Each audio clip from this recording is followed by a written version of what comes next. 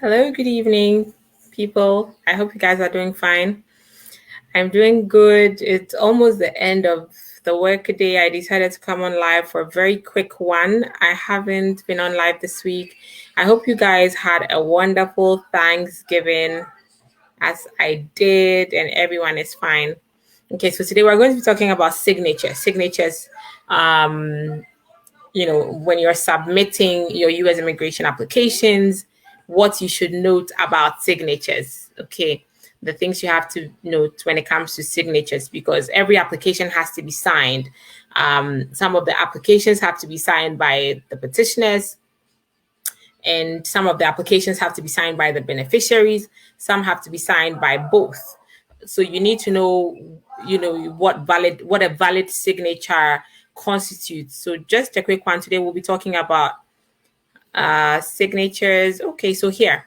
So there's a signature requirement for every type of application that you file. The US government needs to know that yes, you are who you say you are, and you actually approve the request. So that it's not just somebody asking for something on your behalf and you don't even know about it. So they need to know that it's you who's making this request, or it's you who's seeking the benefit. Okay.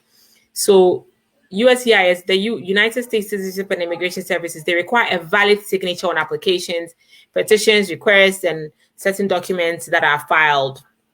Okay, so when we talk about valid signature, that when valid has been defined by US immigration, and so that's what we're going to be focusing on today. Let me just jump. Okay, let me just mention this. Then we'll jump to what does it mean to have, for a petition or an application to have a valid signature. So in order to maintain the integrity of the immigration benefit system and validate the identity of benefit requesters, so the USCIS will reject any benefit request with an improper signature, very typical of them, and they'll return it to you. And USCIS doesn't provide an opportunity to correct or cure a deficient signature. So note that you may resubmit with a valid signature as long as all other filing requirements are met. So normally when you file an application, first thing they will check to see if all the places that are supposed to be signed have been signed. If an application is missing a signature, they'll reject the whole package. A rejection, remember, is different from a denial. So rejection means that they will send it back to you. That means your application hasn't been received, it hasn't been properly received, and it has not been adjudicated on its merits. It's just a procedural defect. Okay, but it's still important to make sure you get this right. And okay, so let me move on to, let's talk about valid signatures. And then maybe on Wednesday or Thursday, I think we'll continue with this. So a valid signature consists of any handwritten mark or sign made by a person to signify the following. So a valid signature means one of three things. The first thing is that the person who's signing knows of the content of the request and any supporting documents. So this is very, very similar to a will, signing a will. If you see that your old billionaire grandfather is dying and you've gone to write that, okay, I will all my properties to me, you put your name there, and then your old billionaire grandfather can't even say, you let him hold the pen and say, oh, grandpa, sign here, it's my book, I just want you to just sign off for my book because I love you so much. That signature is not valid if it purports to transfer all his property or his estates to you, because your billionaire grandpa didn't know the content of the document. Okay, so we have a visitor here, so excuse any jumps and screams here. So the person who's signing the immigration application has to know the content of that request and supporting document.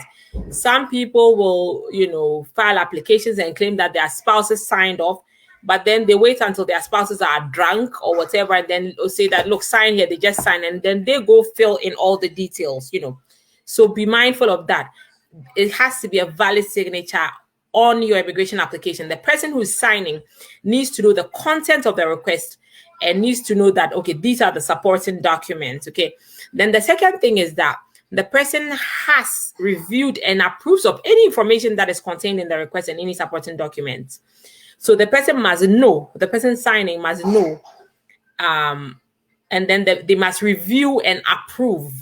And then the third thing is that the person also certifies under penalty of perjury that the request and any other supporting documents are true and correct. Okay, so the point of this is that, so these are not alternatives. These work together. All three conditions must be met for a signature to be valid. Okay, so it's not the person has reviewed and approves, or the person certifies. No, the person knows of the content and has reviewed and approved, and they certify under penalty of perjury that the request is, true and correct. Okay, so that's it. Let me see. I think that we're going to end it very soon. I'm sorry. Yes, today I don't have too much. I came on quite late, so okay. Let's talk about this. A valid signature does not need to be legible or in English. Of course, some people have the very the rich man's signature. They know how to sign very nicely. You see that? Okay, yeah, this signature is not the type that is like, okay, you're writing all the alphabets of all the letters of the alphabet, so it doesn't have to be legible or in English. Your signature can be in Arabic. It can have 2 dots and an O. It can be, it can be in any language. So far as it's a signature, then that's fine. And then it may be abbreviated as long as it's consistent with how you generally sign, your name. And a valid signature, it doesn't have to be cursive handwriting. People think that, oh, my signature has to be beautiful and cursive and it has to be in English. Like, okay, my name is, no, it doesn't have all those rules. And then the other thing is that the person who's signing can also do a mark like an X or any type of mark, and then they add a thumbprint, if they cannot write. Some people can't write. So those are the various ways in which they can produce valid signatures for purposes of U.S. immigration applications. Okay, and then a signature is valid even if the original signature on the bottom is photocopied, scanned, faxed, or similarly reproduced. Regardless of how it's transmitted, the copy must be of an original document containing an original handwritten signature. Okay, so what USCIS normally requests is that even if you are reproducing a copy that has a signature that has been scanned or copied, the original document has to have a wet signature, okay, an original handwritten signature with a pen. Once that is done, then you can fax or sign or photocopy and then send to them. That's fine. But they don't want an e-signature, where you use a computer to generate your signature. You have to hold a pen, what is known as a wet signature, and give them a wet ink signature. So the regulations do not require that the person signing submit an original or wet ink signature. Okay, but the point is that the original signature must have been wet, and then you can decide to scan or photocopy. Or I hope it's clear, because sometimes people get very confused about this. Even some attorneys get confused about this. So you need to make sure you are submitting the right signature on your application. Okay, guys. Interesting. Today, I didn't even ask you guys to drop your comments. Oh, okay. Let me go back and let me see if we have a couple of comments, because I need to rush off in a jiffy. So Maha Yazidi says, how about applying from overseas? Hi, me and my wife, American citizen, we live in Tunisia now, and we try to move living in USA. What's the process of my situation? Maha, thank you, first of all, so much for joining.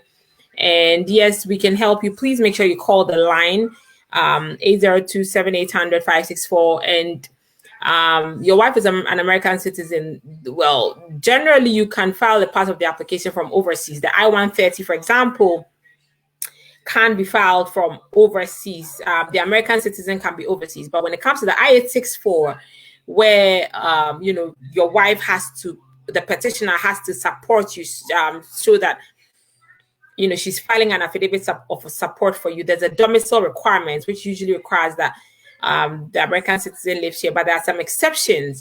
Even though you don't live here, there are some exceptions. There are some gray areas where we can look at to see if you or your wife qualifies to actually file the entire application. So please get in touch with us. 802-7800-564, or you can book a consult directly on our website.